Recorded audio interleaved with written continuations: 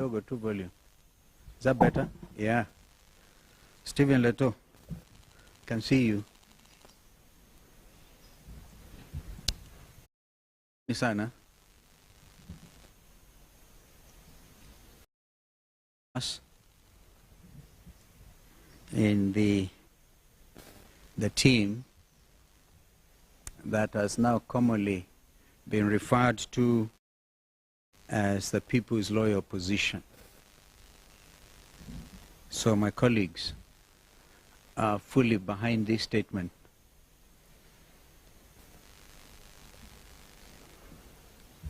Fellow Kenyan patriots, this is entitled Jamhuri Season Address. Today, December the 9th, 2024. I'll repeat, fellow Kenyan patriots, receive this message of seasonal greetings and goodwill wherever you may be in our country and beyond. We thank God that He has enabled us to enter the festive season at the end of the year. Traditionally, our Jamhuri celebrations as Kenyans have usually raised the curtain to a joyous period for the entire global community. Our Jamhuri activities usually flow into an extended season that merges with Christmas and the New Year festivities. It is usually time to forget some of the challenges through the year and to join our friends and families in joyous activities. Accordingly, we send the festive season's greetings to the friends of our Kenyan nation throughout the world. And at this juncture, congratulate the people of Ghana for a tremendous show of democratic achievement. Therefore, President Mahama and the team, we congratulate you and we wish you well together with the great people of Ghana. Nonetheless, we remain conscious of the hard times facing a majority of Kenyans, both as individuals and families this year. It has been a very difficult season marked by huge unemployment, heavy taxation, confusion in healthcare, lack of direction in education because of the unclear direction in the rush implementation of the CBC education, oppressive university education funding, insecurity, impunity, state opulence, and a rigid government that does not listen to anybody. Still, let us not give up on the joy that has traditionally come with the Jamhuri and Christmas season. It is remarkable that this season is also marked by the International Anti-Corruption Day, which is marked today, the 9th December, and the International Human Rights Day, which will be celebrated everywhere in the world tomorrow on December the 10th. Then there is also the climax of the 16 days of activism against gender-based violence, which has gone on for slightly over 2 weeks now. Put together with Jamhuri Day on Thursday this week, this is a truly significant season. We are called upon to solemnly reflect about the import and wider relevance of some of these remarkable days as citizens of our country and citizens of the greater global community. We are especially called upon to do an honest audit of our performance as a Kenyan nation in all the spaces that are being celebrated this week. What is the reading of our human rights record? For instance, what are we doing about winning the war against gender-based violence? What is the state of our self-determination as an independent nation? And what have been the dividends of independence through the years?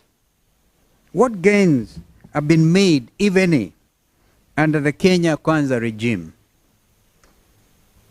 How have state authorities cushioned the citizens to give them meaningful comfort in what is traditionally a season of celebration after odious labor throughout the year? We regret that little of the ending year has brought us any good as a people. Our collective national life has been troubles, and nothing but troubles. There is indeed very little to celebrate under the Kenya Kwanza regime that must make the heroes of our independence turn in their graves. The present regime stands for negations and reversals of all the promises and hopes of Jamhuri in 1963. The founders of our nation freed us from the yoke of oppression and colonialism. This regime is keenly bent on reversing this gain by restoring both physical and psychological torture. Our human rights record is at an all-time low. Good governance, as promised under self-determination, is in a terrible spin. Violence against women and the exclusion in important spheres is at an all-time high. An average of cases, 196 of gender-based violence against women are reported every day. When this should be the week of celebration, therefore, it can at best be only a week of grave reflection.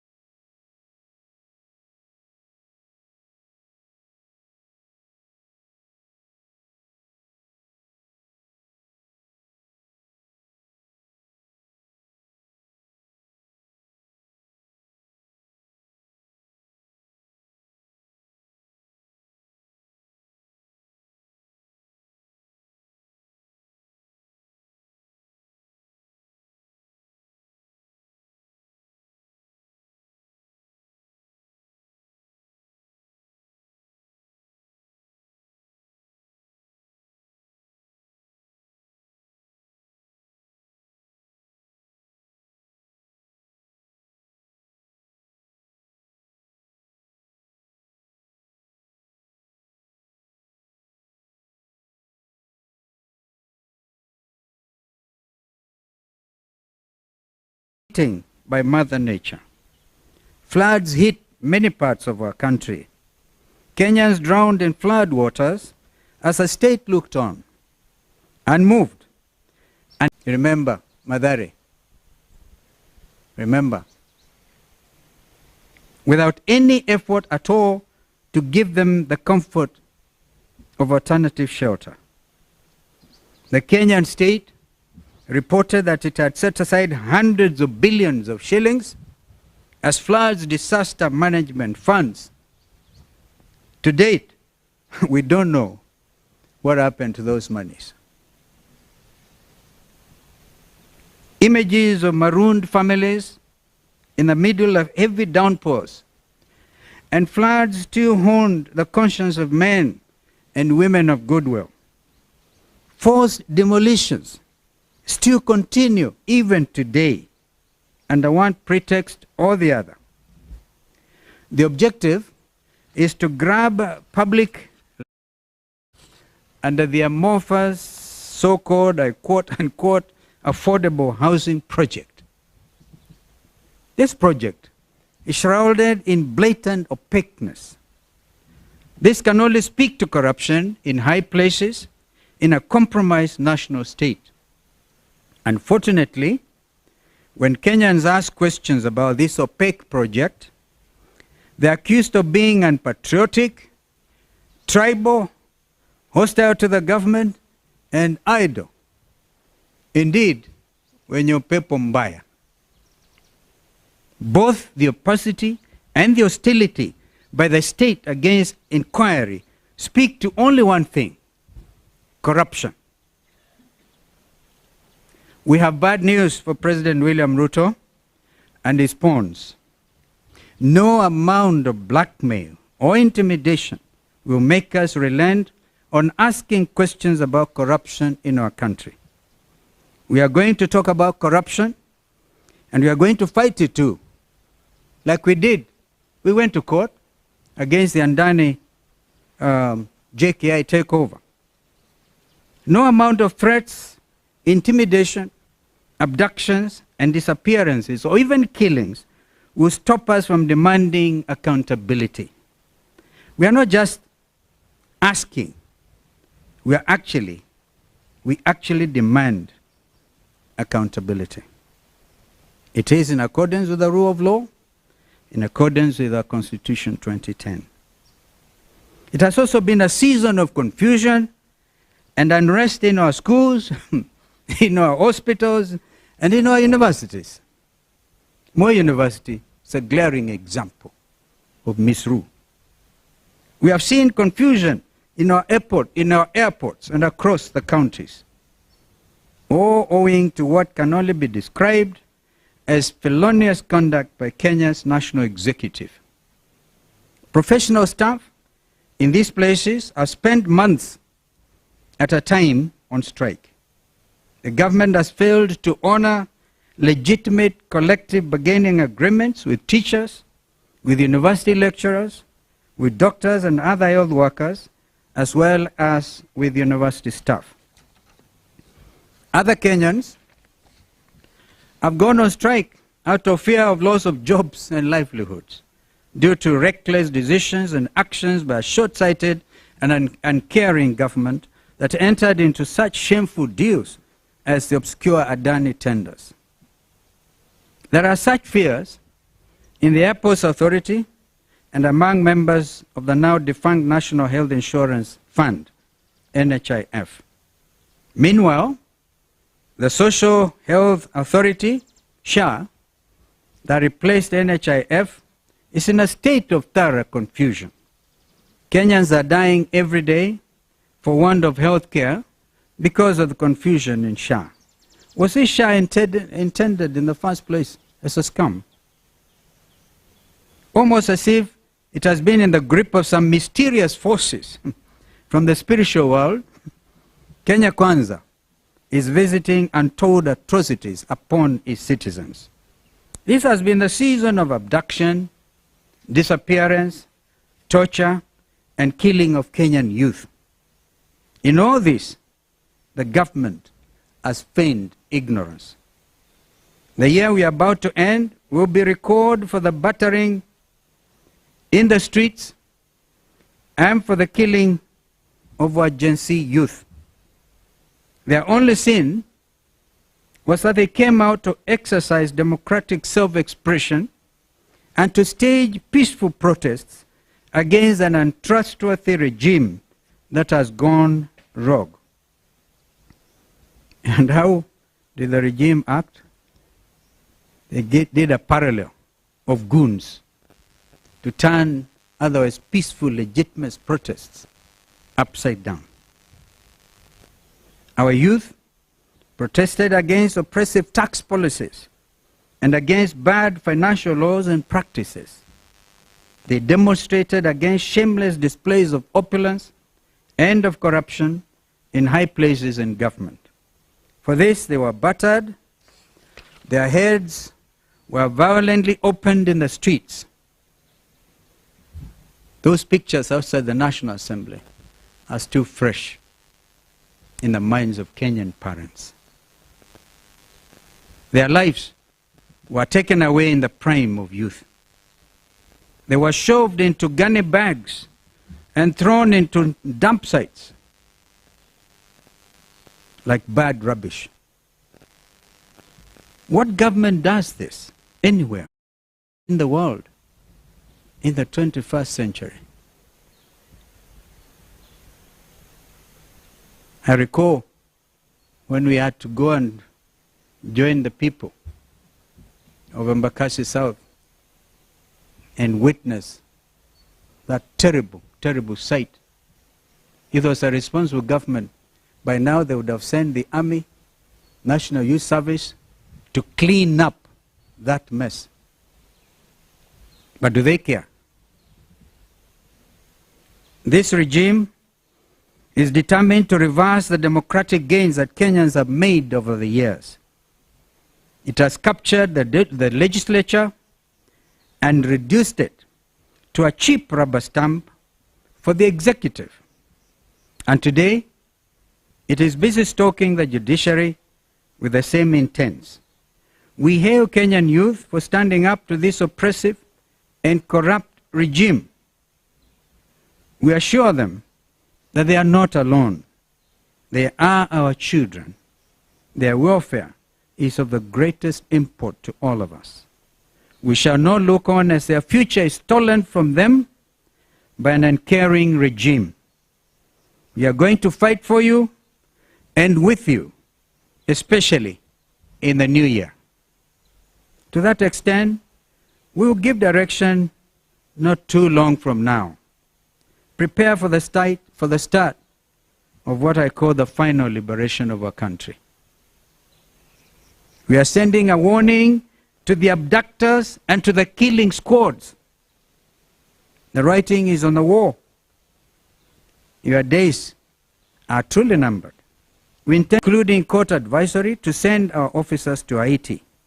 This kind of impunity is hugely reprehensible. We cannot allow our country to become a rogue state, international scene. We are closely looking into the matter of deployment to Haiti and will address it more comprehensively in the new year. Closely related to this is the fact that under Kenya Kwanza, our country is now gaining the dubious distinction and outrage of abducting foreign nationals on our soil and deporting them leaves the stage. Fellow Kenyans, these are only a few many concerns in our country today. In a few days' time, they will paint a rosy picture of non-existent achievements over the past 2 years. As this regime has now distinguished itself as an edifice of dry-eyed lies, we urge you to ignore them with the contempt they deserve, knowing well that liberation is never too far. Our day as Kenyans is coming. Otherwise, we wish you a peaceful and reflective festive season. May God bless you. May God bless our country, Kenya. Amen. Yes, sir. And I want to really be, if you notice the tone of my presentation, it really does not call for a lot of questions. I want you to digest. I want you to digest what I've just said. Please don't dilute it with your questions. Some of those questions have been addressed. But let me hear you, sir. Yes, sir.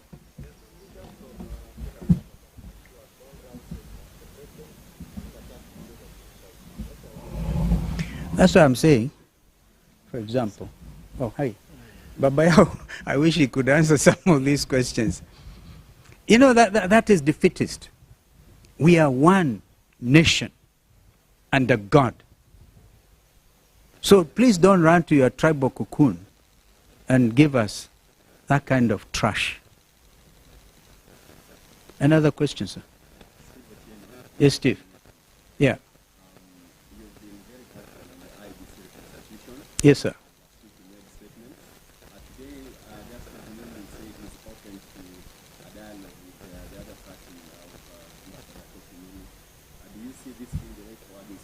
They have wasted a lot of time. Let them withdraw the case that is, I said it, state-sponsored through a judge in Kiambu, user-friendly. Let him remain, or let her remain nameless. But she knows what she has done. because that was a tactic in order to delay the reconstitution of the panel in the first place, and then the IEBC. We demand, Kenyans demand this, and I stand in solidarity with the church organizations who have also said the same. The ball is actually in William Ruto's court to tell his proxies to withdraw. You've just mentioned one of them. Withdraw the matter in the Court of Appeal. And then we can discuss if they are still in Azimio. Yes, sir.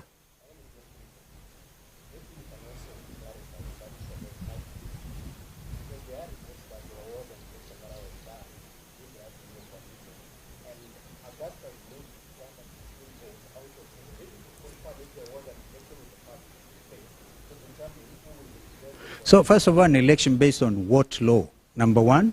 And number two, even if there was, all right, these matters were canvassed before the judge who had the matter. For example, that Augustus is a young man I know, okay? And I'm always ready to talk to him. He's one of us. But he should not allow himself to be used, because he knows the party he represents does not have one member of parliament, or indeed an MCA, maybe an MCA. Because the law is very clear that it should be parties with representation in parliament, taking into account as well gender. That matter was canvassed before the judge and a ruling issued. That is what they have rushed with the assistance of Kenya Kwanza to appeal. And because National Assembly had 1 week since the matter was adjudicated upon by a judge, Azimio given 48 hours to give a name, which we did within that stipulated time. Therefore, my brother, Speaker Wetangula, being the chair of Parliamentary Service Commission, should have acted with that 1 week. But gerrymandering, buying time, so they can allow Muli to go to the Court of Appeal, which is what they did. That is the absolute truth. And if Muli as any member of parliament, his party as a member of parliament, then we will also hear. Because that was what was clearly adjudicated. Though this attempt, therefore, to blame Wiper, to blame me, is completely hogwash, I'm sorry to tell you. It doesn't stand in the face of what is lawful, what the courts have done. And I must congratulate Justice Lenaola for coming out so boldly. We don't expect normally a judge to come as boldly as he did, including during the impeachment process, when even filing system within the judiciary was interfered with by the executive. But those are matters that I think will be dealt with in court. Which was privileged to co-chair along with the member for that NADCO report had 9 pieces of legislation which were supposed to be passed expeditiously in Parliament. In fact, the speed with which they impeached Gachagua could have been employed, I've said that before, to implement the recommendations of NADCO. The appointing authorities were 2, William Ruto and Raila Amolo Odinga. I was answerable to Raila Odinga, but we gave the report to both of them. And then one morning, I'm called, I'm told, they are signing the IEBC now, because that one at least went through, yeah, the Amendment Act to IEBC. One would have expected they amend it when they said, okay, we have now signed into law the Amendment Act of IEBC, that they were going now to move with speed. But instead, putting all manner of clogs and showing political bad faith. That is what I can call it. In fact, my worry now is what happens, because Raila and William Ruto are supposed to consort and agree on who becomes the chairperson of IEBC. We made it so easy for my friend Raila Odinga. I hope he can stand strong and act for once in the best interest of Azimio. Because when I last checked, I was still in Azimio. And the leader is Raila Odinga, who appointed me to NADCO. We need to be able now to act in the best interest of this country. This matter of IBC is the most urgent issue. The people of Banisa constituency lost their member of parliament over a year ago. They're still waiting for a by-election, and others. Why disenfranchise Kenyans? Because of political expedience. But as I said, I invite you, maybe I can share with you some of my thoughts on why the delaying tactics. And if we do that, do not record me and forward to Itumbi. People are desperate, absolutely desperate. Yes, sir.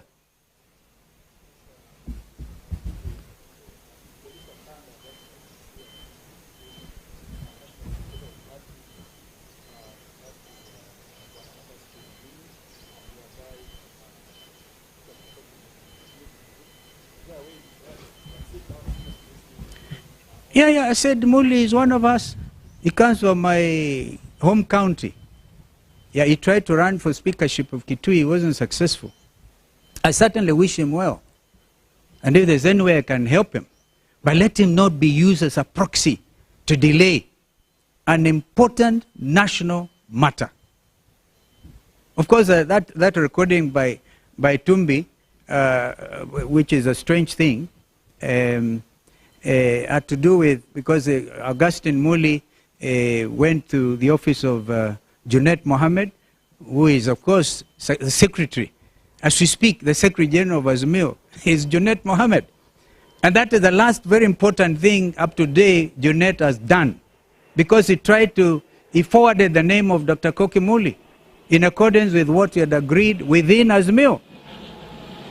So the name of Koki Muli was agreed upon following the direction of the judge who determined the matter, and gave Azimio 48 hours to forward a name.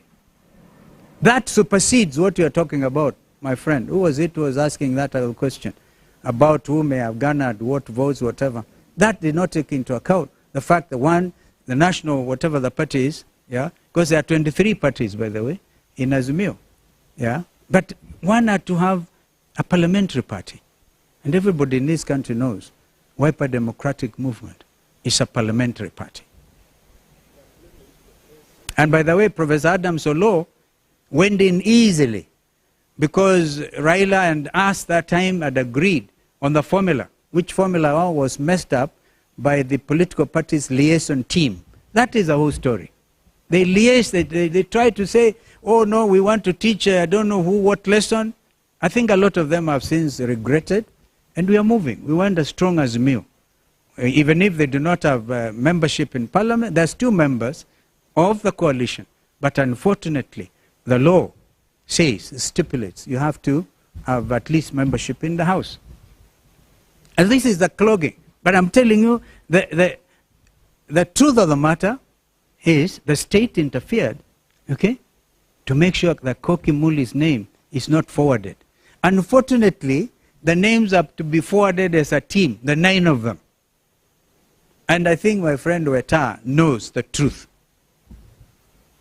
Thank you. I think I've belabored that point. Now, shukuruni sana. So my friend, you can go and have a cup of tea.